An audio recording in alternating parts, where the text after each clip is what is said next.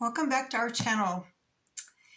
Anyways, it's a long story, but let me tell you, once you're a mom, no matter how old your kids are, you never stop being a parent. Anyways, believe it or not, let's see, it's almost 4 o'clock p.m. Mountain Standard Time. I'm just barely now sitting down. I'm excited to read Exodus, so won't you join us? So this is the second book of Moses called Exodus, and we're going to learn about the birth of Moses and,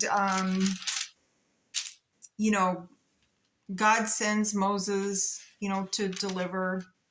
All right, so let's jump on in. Exodus 1. Now these are the names of the children of Israel, which came into Egypt. Every man in his household came in with Jacob. Reuben, Simeon, Levi, Judah, Issachar, Zebulun, and Benjamin, Dan, Naphtali, Gad, Asher, and all the souls that came out of the loins of Jacob were 70 souls. 70 children. For Joseph was in Egypt already, and Joseph died, and all his brethren, and all that generation, and the children of Israel were fruitful and increased abundantly and multiplied and waxed exceedingly mighty, and the land was filled with them. Now there arose up a new king over Egypt, which knew not Joseph. And he said unto his people, Behold, the people of the children of Israel are more and mightier than we.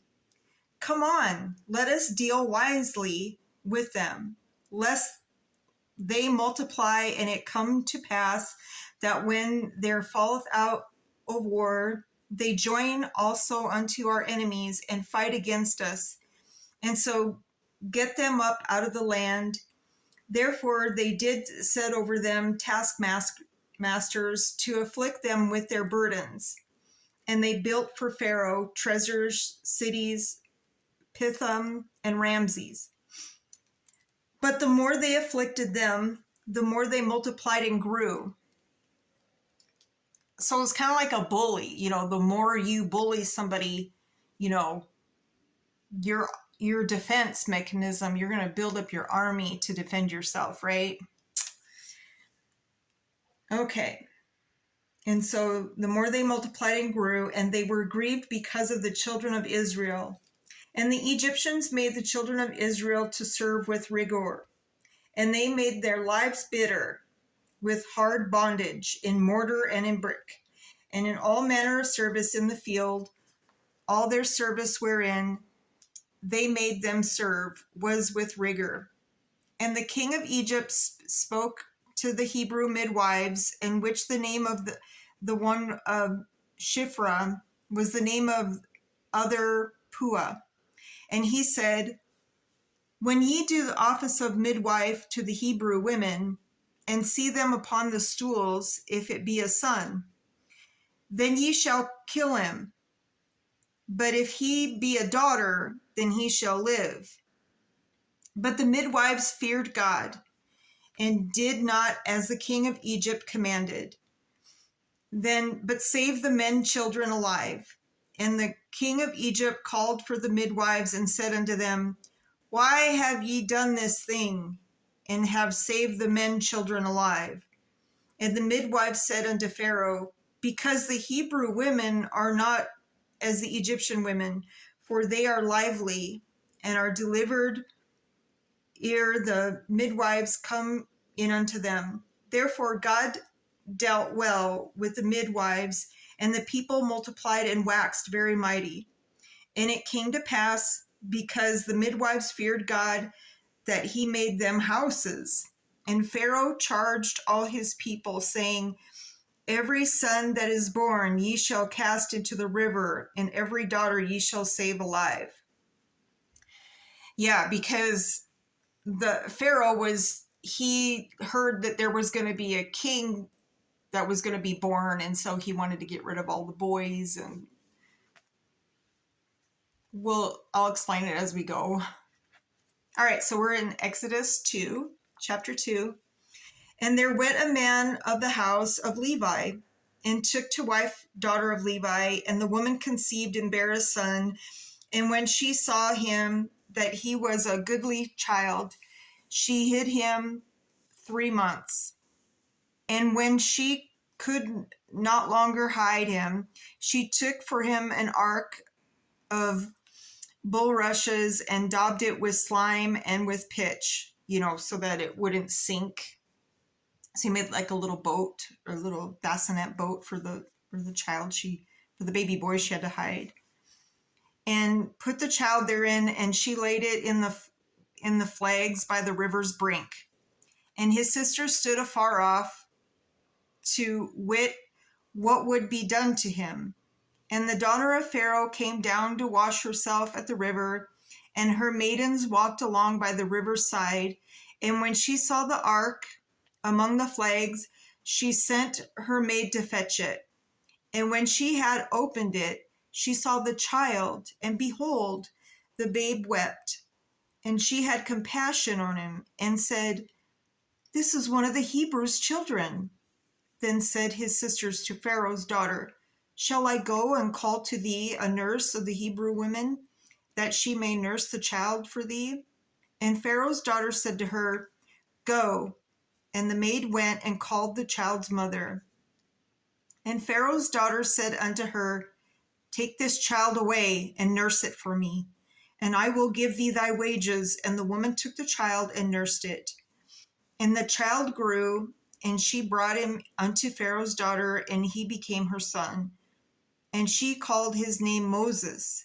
And she said, "Because I drew him out of the water." And it came to pass in those days, when Moses was grown, that he went out unto his brethren and looked on their burdens, and he spied on Egyptians smiting on an Hebrew, one of his brethren. And he looked this way and that way, and when he saw that there was no man, he slew the Egyptian and hid him in the sand. And when he went out the second day, behold, 2 men of the Hebrews strove together, and he said to him that did the wrong, "Wherefore smitest thou thy fellow?" And he said, "Who made thee a prince and a judge over us?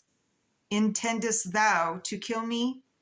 And thou killedst the Egyptian?" And Moses feared and said, "Surely this thing is known." Now when Pharaoh heard this thing, he sought to slay Moses. But Moses fled from the face of Pharaoh and dwelt in the land of Midian. And he sat down by a well. Now the priest of Midian had 7 daughters, and they came and drew water and filled the troughs to water their father's flock. And the shepherds came and drove them away. But Moses stood up and helped them and watered their flock. And when they came to Reuel, their father, he said, "How is it that ye are come too soon today?" And they said, "An Egyptian delivered us out of the hand of the shepherds, and also drew water enough for us, and watered the flock." And he said unto his daughters, "And where is he? Why is it that ye have left the man? Call him, that he may eat bread." So basically he was going to feed him because he watered, his flock, and he got water for his daughters. So, his dad was like probably thinking, "Oh, he's a gentleman, he should come and eat with us." And Moses was content to dwell with the man, and he gave Moses Zipporah his daughter, and she bare him a son, and he called his name Gershom. For he said, "I have been a stranger in a strange land." And it came to pass in process of time that the king of Egypt died, and the children of Israel sighed by reason of the bondage, and they cried, and their cry came up unto God by reason of the bondage, and God heard their groaning, and God remembered his covenant with Abraham, with Isaac, and with Jacob. And God looked upon the children of Israel, and God had respect unto them. All right, so that's the end of Exodus 2. So it's kind of like, the last paragraph where the children of Israel they're crying to God, please help us, please save us, send someone. Does it kind of remind you of these times? Keep praying, brothers and sisters, for God is with us and he hears our cries. So till next time, I'm going to read Exodus 3 and 4, and I hope that you are having a great day as much as can be. I know it gets hectic, but we just kind of persevere through it. We punch through it, we walk through it, we just get through it. Anyways, I hope you're having a great day. And remember, God patiently waits for each and every one of us. Reach out to him. He hears us. Have a great day. Bye.